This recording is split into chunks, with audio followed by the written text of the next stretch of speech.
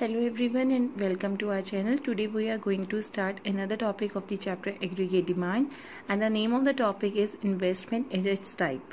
First we will try to understand what is investment, then we will discuss what are its various types. So what is investment, we all are aware about that कि जब भी हम कोई भी asset के ऊपर investment करते हैं, कोई भी एसेट क्रिएट करते हैं, तो that is known as a investment.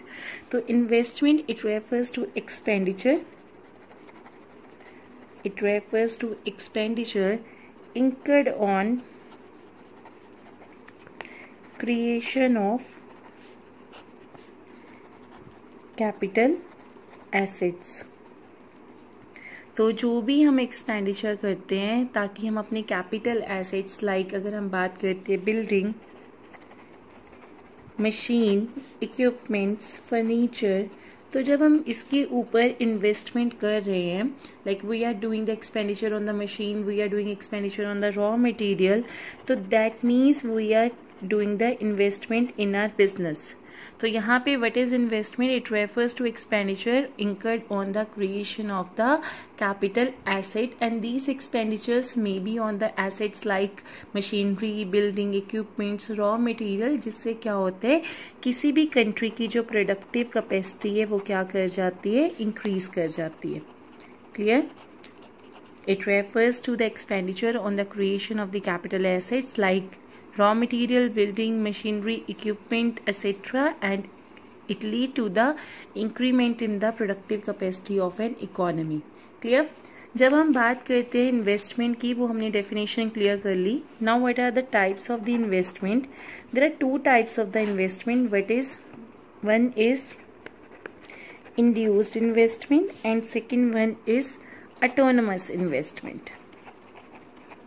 So let's understand कि what is induced investment and what is autonomous investment. Okay, तो let's start with this topic. जब भी हम बात करते हैं कि what is induced investment refers to those investment which is driven by the factor of the profit. तो जो चीज़ प्रॉफिट की वजह से होती है कि जितना ज़्यादा प्रॉफिट आपका होता है उतनी ज़्यादा आप इन्वेस्टमेंट करते हो, आपका प्रॉफिट इंक्रीज करेगा, आपकी इन्वेस्टमेंट इंक्रीज करेगा, आपकी प्रॉफिट डिक्रीज करेगी, आपकी इन्वेस्टमेंट डिक्रीज करेगी. तो that investment which is affected by the level of the income, that is affected by the level of the profitability, is known as a induced investment. And what is autonomous investment? That is not affected by profit. मतलब चाहे profit हो चाहे ना हो, आपको इतनी investment करनी ही करनी है. मतलब profit is not only the motive, there are some other factors that is the reason behind the autonomous investment and that is the reason चाहे प्रॉफिट है चाहे नहीं है, आपको वो इन्वेस्टमेंट करनी ही करनी है.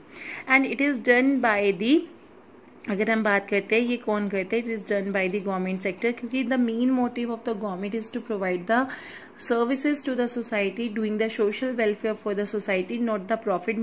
That is the reason even though they are not earning the profit, they are doing the investment. तो जब हम बात करते हैं autonomous investment कौन करता है, गवर्नमेंट सेक्टर. तो induced investment कौन करता है, that is a private sector.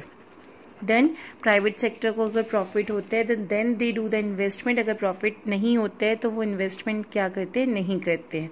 तो अगर हम बात करते हैं इंड्यूस्ड इन्वेस्टमेंट की, तो इट इज इनकम इलास्टिक, मतलब that is affected by the level of income, but it is income in elastic, मतलब कोई फर्क नहीं पड़ता इनकम है या नहीं है, they will do the investment which is necessary for the development of the society. तो जब हम इसका कर्व बनाएंगे, डायग्राम बनाएंगे, because investment is depended on the level of income, तो यहाँ पे on OY axis we will show the word investment and income will be shown on the OX axis, and here the curve investment dependent on the level of the income.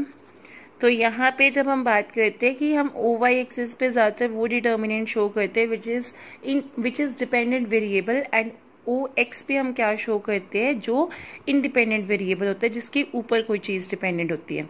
अब देखो, अगर आपको earning 0 है private sector को, they will not do any investment.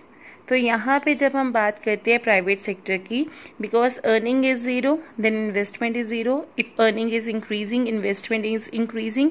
तो अगर जैसे इतनी इन्वेस्टमेंट, इतनी इनकम थी तो इतनी इन्वेस्टमेंट थी, जैसे ही इनकम बढ़ेगी इन्वेस्टमेंट इंक्रीज कर जाएगी। अगर हम इसका कर्व बनाएंगे तो यहाँ से एक तरह से शुरू होगा, तो ये जो कर्व है that is upward sloping. Done. और जब हम बात करते हैं ऑटोनमस इन्वेस्टमेंट की, because it is not affected by the level of income, चाहे इनकम आपकी 0 है, चाहे आपकी इनकम मतलब कि 10 करोड़ हो जाए, 20 करोड़ हो जाए, the level of investment will remain same because that is necessary for the development of the society. तो अगर इसके कर्व की बात करते हैं तो it is parallel to x axis. तो let's revise the difference between the induced investment and autonomous investment. आप डिफरेंस की फॉर्म में भी हो जाएगा आपके लिए, और साथ ही साथ अगर इंड्यूस्ड आती है तो अकेला इंड्यूस्ड का ही सारा एक्सप्लेन कर दोगे तो दैट इज इनफ। तो जब हम इंड्यूस्ड इन्वेस्टमेंट करते हैं that is affected by the, that is driven by the profit motive, और ये प्रॉफिट मोटिव से नहीं होती है, that is for the social welfare, ये सोशल वेलफेयर के लिए होती है। जब इंड्यूस्ड इन्वेस्टमेंट की बात करते हैं that is done by the private sector, और जब हम बात करते हैं ऑटोनमस इन्वेस्टमेंट की that is done by the government sector. जब इंड्यूस्ड इन्वेस्टमेंट की बात करते हैं it is income elastic and autonomous investment is not income elastic, it is income in elastic. जब कर्व ड्रॉ करेंगे तो अगर हम बात करते हैं ऑटोनमस इन्वेस्टमेंट का जो कर्व है that is parallel to x axis because it is not affected by the level of income, it is income in elastic curve. And जब हम बात करते हैं इंड्यूस्ड इन्वेस्टमेंट की तो it is upward sloping curve. तो that is a reason, जैसे जैसे आपकी इनकम बढ़ेगी वैसे वैसे आपकी इन्वेस्टमेंट बढ़ती है, जैसे इनकम कम होती है इन्वेस्टमेंट कम होती है, तो it's curve slope upwards because it is income elastic. I hope you are able to understand. If you are facing any doubt you can ask in the comment box.